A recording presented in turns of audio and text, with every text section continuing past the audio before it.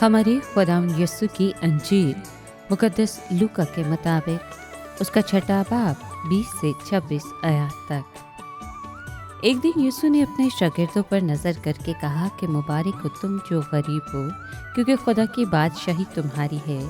मुबारक हो तुम जो अब भूखे हो, क्योंकि सैर किए जाओगे। मुबारक हो तुम जो अब रोते हो, क्योंकि हंसोगे।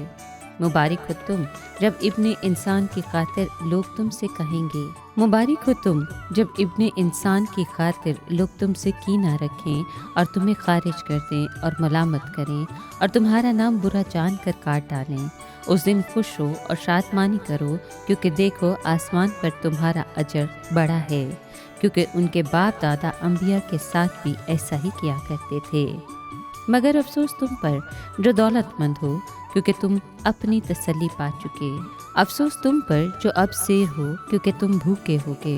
अफसोस तुम पर जो अब हंसते हो, क्योंकि मातम करोगे और रोओगे। अफसोस तुम पर जब लोग तुम्हें भला कहें, क्योंकि उनके बाप दादा झूठे अंबिया के साथ भी ऐसा ही किया करते थे। पाक कलाम के पढ़े और सुने जाने पर खुदावंद की बरकत हो, खुदा का शुक्र हो। अजीज दोस्तों, ये 8 मुबारकबादियाँ ज़ाहरी मज़हब परस्ती से मुतालिक नहीं हैं। इनका लबे लबाब ये है कि यीशु के मुताबिक दिल के गरीब वो हैं जो आसमानी बादशाही में अमीर होंगे। गमगीन वो हैं जो आराम पाएंगे। अब रोने वाले वो हैं जो हंसेंगे। हलीम वो हैं जो ज़मीन पर राज करेंगे। रास्तबाजी के भूखे और प्यासे वो हैं जो आसूदा होंगे। देने वाले पाएंगे और जो बच्चों की मानित हैं वो फ़हम हासिल करेंगे।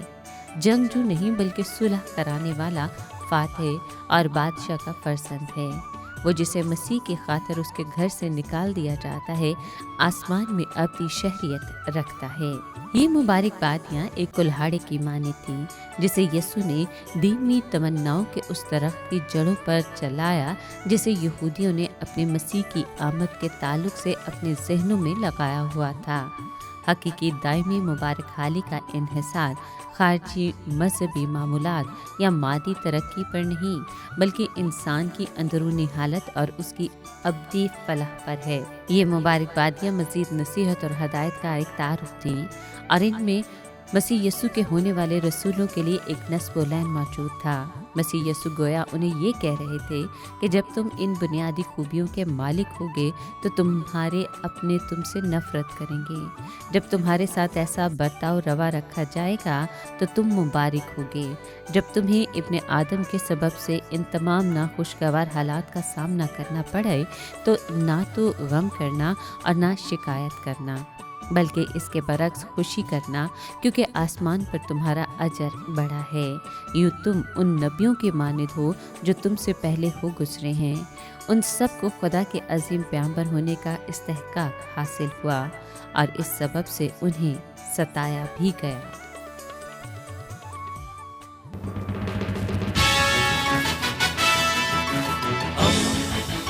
दोस्ती का पैगंबर, रेडियो वेरितास एशिया।